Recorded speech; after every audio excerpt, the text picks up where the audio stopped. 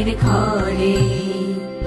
আজ কন্যা আইসরে তুমি, বরণ কইরা নিব তোমারে।